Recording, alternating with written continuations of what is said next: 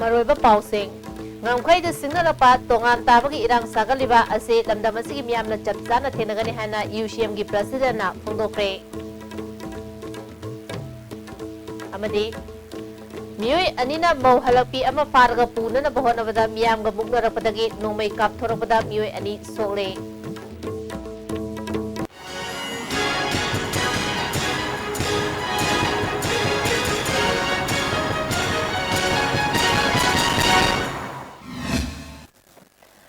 Kurumzari miyam tabirib smutarang uksari mapungaba pausing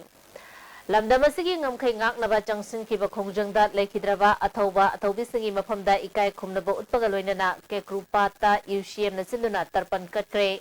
taramadada UCM gi president Johnson Elangbam RK Ranendrajit yauna ima lupi maroiba thaupuba singna sarup yaki president Johnson na ISTV news da phongdorakpada Manipur gi ngamkhai ngaknaba thawai thakraba athaubising asigi mirona kawba leiroi ngamkhai da singnarakpa amadi tongan tabagi irang sagaliba asi lamdam asigi miyamna chapchana thenagani Bharat Sarkar ga NSN IM anigi Naga Peace Accord ke framework agreement puthokringaida Bharat Sarkar na agreement sahi tongnaba yaroi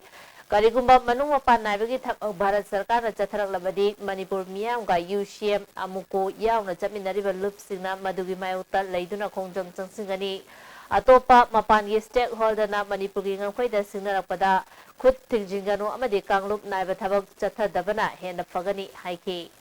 Bharat Sarkar na warosin purapa yaro haiba wafam sima ay amuka hanan Indian government of India gi mafam da thamjari aduga iruna aikoi Urekli ba fibam masida aikoi makata na aikoi kugi chatmin riba loop sing haja batare amuko CCSK punna aikoi mamang da chathakiba adugumna People's Movement for the Common Future of Manipur haiba aikoi punna khunda minare fruit sing sigi marakta aikoi masel mathak paw phawdong na duna apun bagi pangal sagat na bagi adugumgi campaign adu makha chathan bagi warep se koi laujare aduna athuba matam da haiba campaign asisu koi haujarani aduna iroirana aroi boina thamjaning badi aikoi lamdam asid leibiriba furup kanglu khudimakna aikoi machet machai makai oibigi wakalon se thadokpiba Manipur manungda tongan ba demand sing tawsilakpa Manipur kainenabagi oiba numba firepsing lorpa khudimak ase aikoi United Committee na masigi mayok lepaga laigani amasung Manipur miyamna madu kaidongode yaba ngamo haiba phomsima thamjari tongan ba demand sing tawbiragasu apunba Manipur gi oiba aduguma wakalon da tawbiyu Manipur machet tabagi wakalon da tawraklagadi madu yaba ngamo haiba wafomsimaga thamjari Mau halakpi ama bolero tongduna lakpa miyoi anina paduna punana bohonai haibagi maralda manakna pada laiba miyamna athingba pirubada bolero tongduna lakpa miyoi ani adugi manungdagi miyoi amana nomai kapthorakpada nupi ama yauna miyoi ani sokle thaudo singarang numidang pung nipan nom taba duaida Lamphel police station gi manung chanba Langol housing complex ki type 2 mayada thokibani Solaba miyoi sing adudi Maislam Indrajit chahi kun humdoi apopa hemanta Langol type 2 atopa amana khoibam ongbi memcha devi chahi yankhai humdoi mapuraba nilakanta Langol housing complex tagini Maislam Indrajit ki ningjon da panba nomai maru ama phawdo laga chakre mahak Siza hospital da laikanari memcha gi di nomai maru na khelaga chakhiba oibana kai hena soodre police ki Pawi matungina bolero tongduna lakpa miyoi ani adu Thaubal Charangpat mamang lakaidagi Yengkokpom Hemchandra chahi kuntraganithoi apopa wai ibomcha amadi Laimaramdagi chahi nifurom suraba ningthauzam Somarendro ni hairi makhoina tonglapa bolero adugi registration number na MN01X7013 ni Tawdo thofam da miyamna ningthauzam Somarendro faraba matungda police sinaki makhoina tonglapa bolero adusu miyamna amangata thonkhre Amaronda miyamgi makhutagi nathoktra jengkraba Yengkokpom Hemchandra mahana kapkiba nomai aduga konana numidang athengbada Lamphel police station na changjarakre hairi thaudosi matangda Maislam Indrajit ki apopi Susila na penda wafung kaya phongdorali aina mama ma oina ai yam nungaijade ai samaksu sida leibana te ngasi se ko ai marang leijabani leisali smaina nongmaina pale haiba paw tabare lakjabani adu misam amada masa khangdaba mona nongmaina kapi bide siram taragadi kanani mangjabano ai khakdagi mangjabani aduna ai akapami mise mabu pharaga matik chaba charakti biu hanai pam hajani Amaronda thaudosi matangda Lamphel police na case ama lokotuna maraleba miyoi sing di mathakta anjoy bathabak chathaba hokre Pagi marathon ate break amatang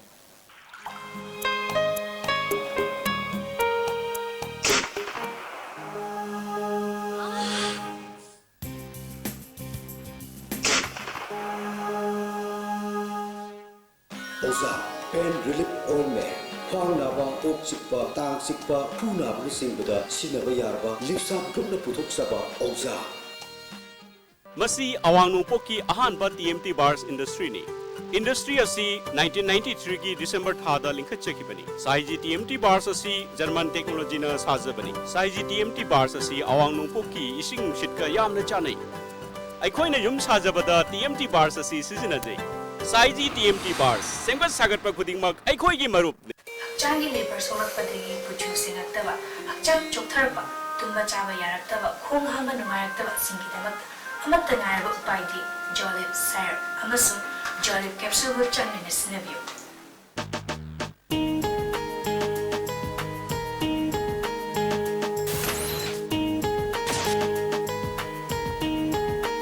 Sky Hospital Porompata Chest amasung Lungs Care Center hangdokchari facilities singdi bronchoscopy service respiratory ICU light training oiraba sor phunbagi laina sing layengba OPD gi matam leba ko sagol sen thangja nutil pung ani dagi pung om pawa please call or contact reception City Hospital Simerongda dental branch hangdokchari miyamgi khudong chanabui damak ayuki pung 3:30 dagi numidang wairam pung 3:30 fawba hangjagani mafam asida treatment fee ataba mamalda layeng jabagi khudong chaba bijani ngasi mafam asida lakbiduna ya layeng bagi khudong chaba si love you City Hospital dental branch Singmairong Imphal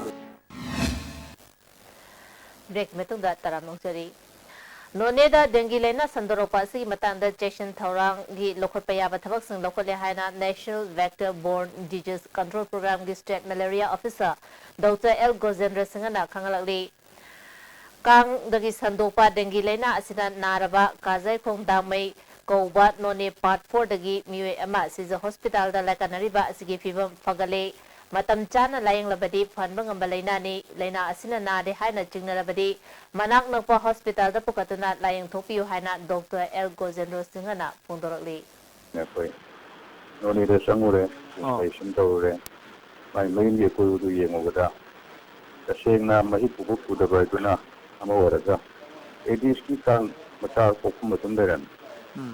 adigi ma si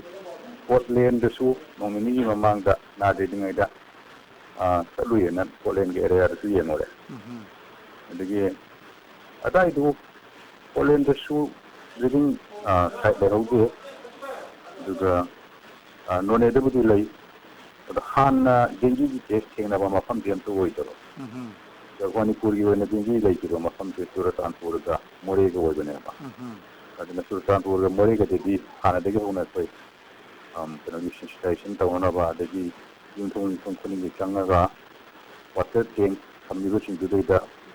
kum nana ba ma am di ap to ho ke the for district the officer shin the super office the for dengi gi station ta ta ona ba isi ta ta ona ba na kan sama sa ka ta do ka ba daga moni gi siki mayam na khangdring da ko then kana to ka fogin to ka the awareness to ka adu dengi si da atam chana layang yo ha bu mo ga hoya dia mana leiragadi tuna koina au ili ragadi hospital ku bi ragadi dum au kangani adigi testing center ri jenim to na laiba so recognized testing center lana igo na to risina koigi TSC ra prospect am haitarin ado tashen na koigi werengodra ore model do kana kan tam to nganda ado jenim skidana koigi NDDCP ne kan de bondi control program ne kirpa yes to na to ke yes organina aduna samsamati we ba ta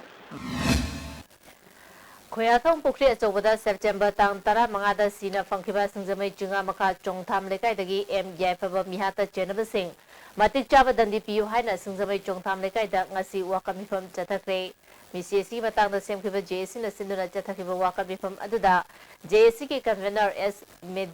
Medinina phongdorokpada Deputy Chief Minister ga khangamna athuba matamda mihapa putholagani haina thajaba pirakwadagi asiba hakchang lawragani haike yamna toina thengnaribase akhoi apokpa mama nati magi mama na malede khalam gadoba nauri ba ngang ru hato ga thambira mi ba adegi फिवम चादना हादोपिरगसु इरेना थंबिरमो दुसु नतबा पुखरीदा थादरमगा हक्चांग खर सो भाव थंबिरम सिगुंबा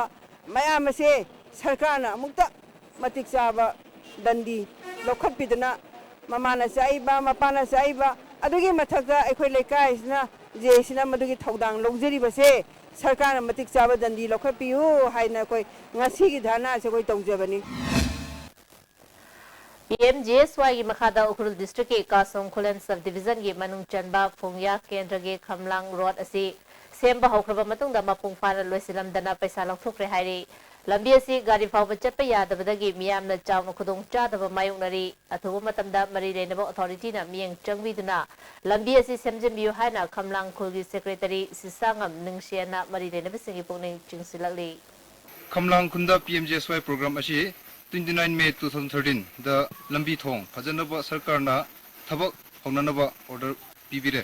अदुगा 18 months की मनुंदा लोइसनबा हाइबदी November 2014 द लोइसनबा हाइबनी अदुबु हौजिक ओइरिबा कंडीशन असी फाइनल बिल काइबदी लोइरे अदुबु लंबीदी जीप चटपा फावबा यादना लेरी अदुना करिगुंबा सरकारना लंबी थोंग असी फजनबा प्रोग्राम कयामरुम पीबिरसु सरकारना यंगसिन बिद्रबनिना हौजिक ओइरिबा खमलांग खुन असिगी लंबी असी यामना फतरे अदुना खमलांग खुन असिगी प्रजा मयामना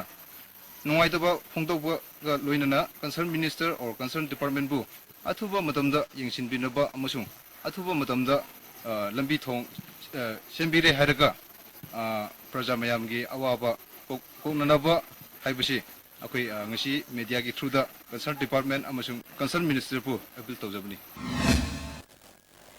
Indian Oil Corporation Limited Imphal Division Office ngasi Drivers Day tharongga mari lenana khoyathong da leiba PCTC Oil Pump da drivers singi oiba lemna layang bagi ke mama pangtokre tharomadu da Porompat Police ki SDPO Thingom Ram Gopal Singha All Manipur Petroleum Tankers Drivers Union ki President Y Bhupen Chandra Ghosh amadi IOC State Level Coordinator S Ibungona maruiba miyosingona saruyake S Ibungona Drivers sumbu ikai khumnabo utpa oina makhoi hakchang na da yektana leiba ngamna ba lemna laimbi kem asi pangthopaga loinana makhoi da khudol pot pibani haba wafam phongdoki Drivers de ki pandansi drivers singbu ikai khumnabi ba makhoi encourage tawiba amasung makhoi gi free health checkup tawraga makhoi gi health condition singsi makhoi gi phajana thambiba asigi na pandam oiraga khoi na pangthok chabani मखोगी health checkup तौरगा मोखोई मसा नायकतना लेबा family फजना ngसागी सेंबीबा ngamnanaba amasung aikoina IOC gi site tagi aikoina ngamjaba aikoina moida aikoigi khudol pot gi kumba khara piraga mkhoi increase tawibani ado masi aikoigi kari haini aikoigi IOC site tagi maruina aikoigi moigi welfare of the welfare program ni makhada aikoigi sinba program ni Manipur Sarkar na April ki tang kumanga dagi National Food Security Act ing nisini tarahomdo esi Manipur da chanari haina lauthokrabasu kakching kendra dadi ration card yenthokri imung amada changsata cheng kauta tara piduna anira khaktamak cheng phangbada ngairi haina All India Youth Federation kakching na phungdokre kakching wari da leba CPI officer pangthokba paumi singa unabada federation asigi kakching gi secretary N Raghumani na Bharat सरकार ना थोके बचेरो की वामदा कक्चिंग केंद्र के MLA ना लाइरबसिंग की हक मले अबरम दा कक्चिंग म्युनिसिपल काउंसिल के चेयरपर्सन सु सॉलिड वेस्ट के सेंगदोकपगी खाइबा पैसा तोंदे हाइबगे रिसिप्ट पुथोक्त्रबदी चेंग पिरोय हाइबा से हंदोपियु लालिबा तांग कुन फाउ मनुंगदा प्रजासिंदा कार्ड यंथोक्तब तारगदी खोंजंग जंगसिलगनी हाइबा वाफम फोंदोके लाकदबा तांग कुन बावगी मनुंगदा रेशन कार्ड मसीगी बेनिफिशियरी सिंगी कार्ड सी सोइदन यंथोपियु मधु यंथोक्त्रबदी अखोइना प्रजा मियामगा लोइनरगा अकन बखोंजंग जंगसननुगी सेम साबा होबो लोइजरे बेनिफिशियरी सिंगी कार्ड सी लोबो चेंग लोबो लाखो मतमदा मरी सुइ लेनदबा सॉलिड वास की रिसिप्ट अप टू डेट अमा पुबिरो हना होजिकी चेयरपर्सन न थोइबा नोटिस असी विड्रॉ तोबियो हाइना अखोइना